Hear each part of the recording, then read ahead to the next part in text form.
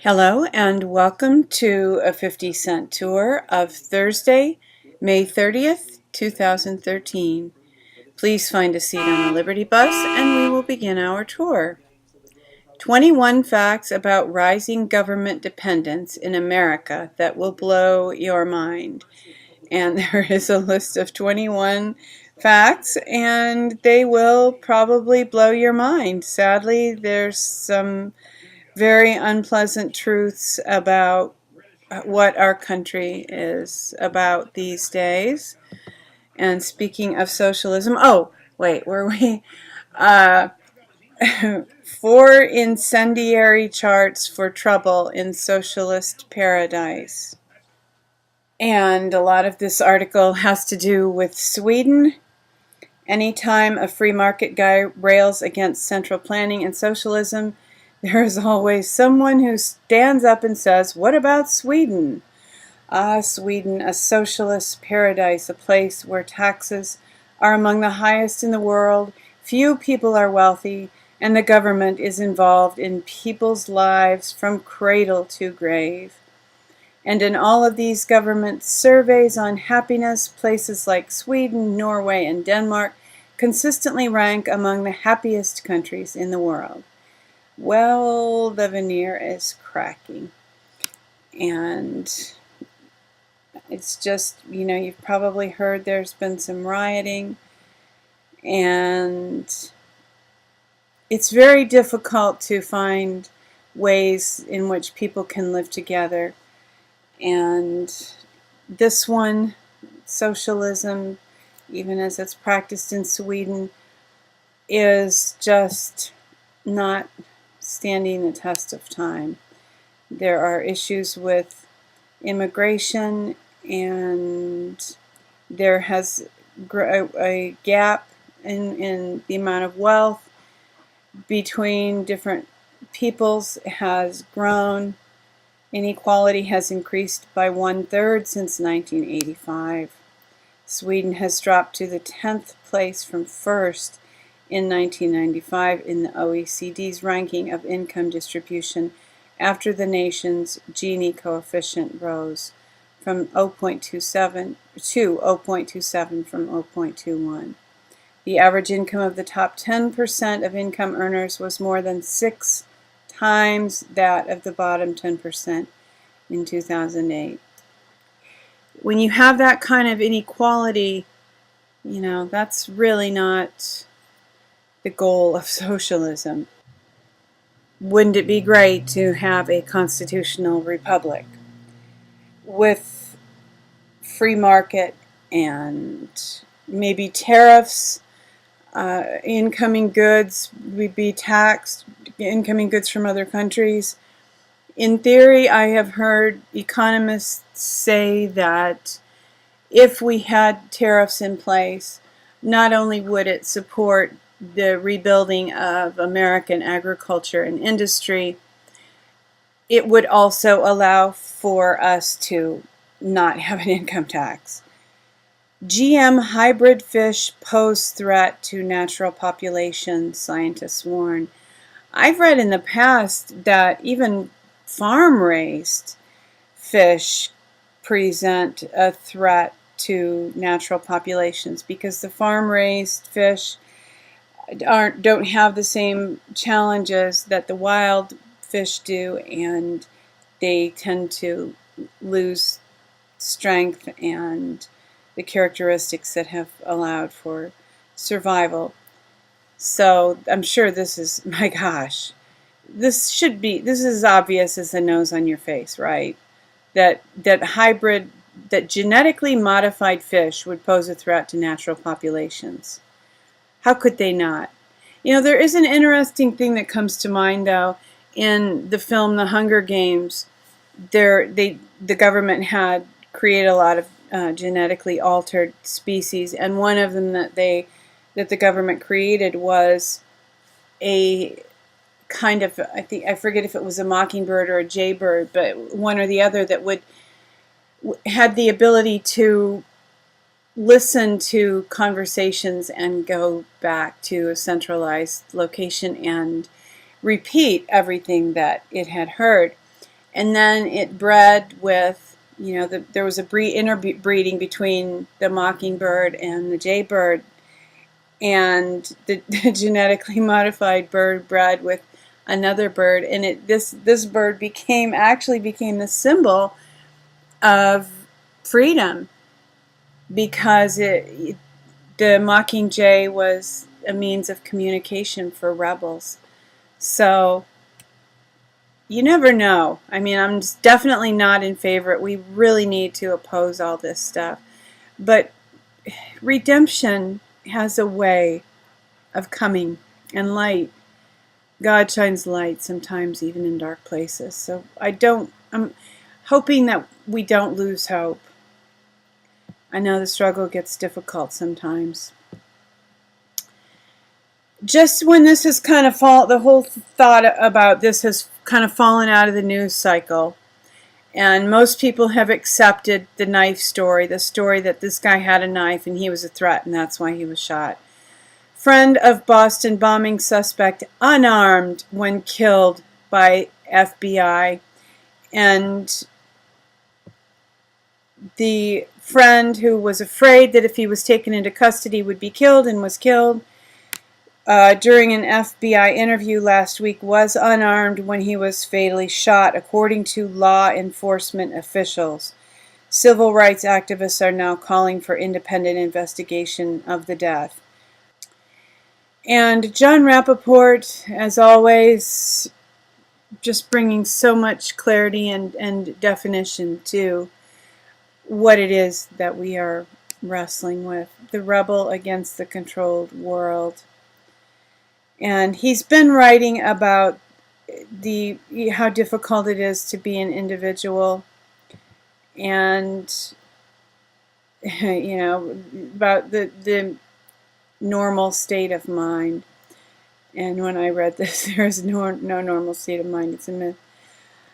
I thought about in the movie Tombstone when Doc Holliday says, Wyatt Earp says, I just want a normal life, and Doc Holliday, so brilliantly played by Val Kilmer, in my opinion, one of the most brilliant roles ever played by an actor, said, there is no normal life, Wyatt, there's just life. And we need to, we're so used to everything being wrapped in a package. If you use this deodorant, people will like you. If you use this toothpaste, you'll have white teeth and you'll be popular. If you buy this insurance, nothing bad will happen to you. None of those things is true, but that stuff is just rapid fired at us constantly. And it's very difficult to resist believing that. But the reality is, there's not a package. There's not an easy answer.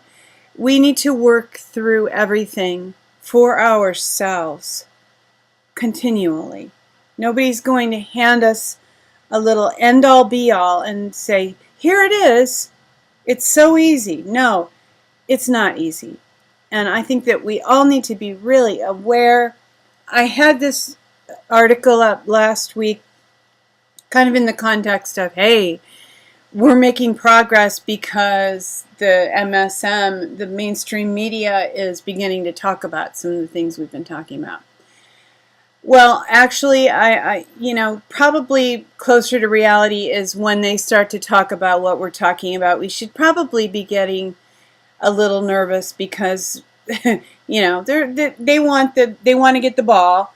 And then when they get the ball, they'll run with it. And I'm not criticizing Ann Coulter, and this isn't even specifically really about this article. I just want to look at, all the distractions. IRS scandal was leaked to distract from the Benghazi scandal, and then, what was it? Was it about the AP spying? What was the cover story, and what was the story that they were trying to cover? It's very, very difficult to discern. But as I mentioned yesterday, the AP thing now is being turned okay, so it was wrong to monitor the press, but no, it was wrong to spy on the press, but we monitor them by licensing them and then protecting them or something. I mean, it's just, the whole idea of extending government control is a very abhorrent one to me, and I'm not comfortable talking about it, but they will hijack us however they can. That's what I really want to say. I hope that we can all be very cautious about filtering what we hear and what we read, because I have this strong feeling that at this time, they really want to hijack the alternative media, the liberty media, whatever you want to call us, all of us who read this, who tweet, who whatever, and in whatever small way are furthering the cause of liberty and truth. They want to make it so that nobody listens to us, we don't listen to each other. They want to be able to set the agenda. Again, I'm not specifically pointing the finger at Ann Coulter. She might be a really nice lady. I don't know. I'm not a big fan. But in light of that, Bill O'Reilly's graphic singles out Alex Jones, decries political hate speech.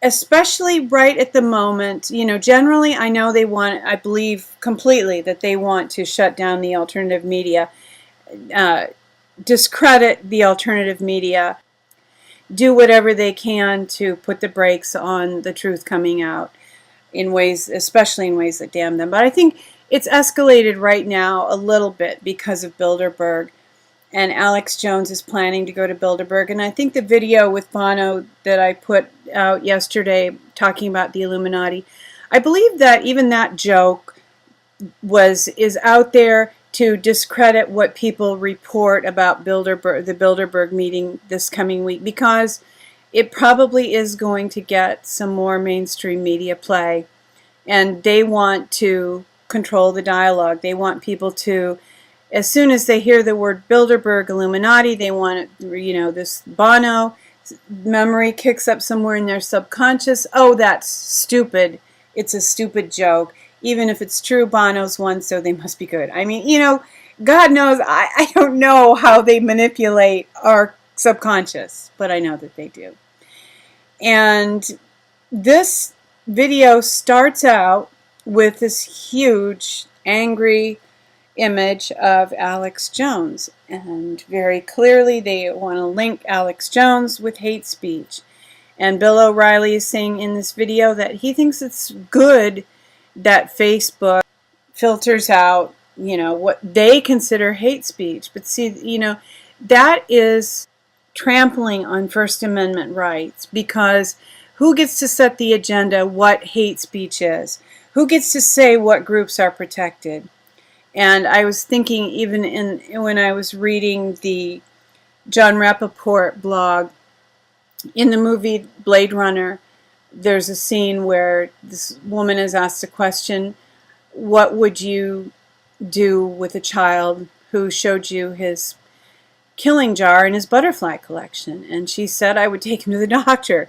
As if, that is really abnormal behavior, to want to catch butterflies and have a butterfly collection. Well, it's not vogue right now, and God bless the butterflies. I know they're struggling, but historically, kids have caught bugs. It's part of being a kid. And when we're letting other people redefine our idea of normal.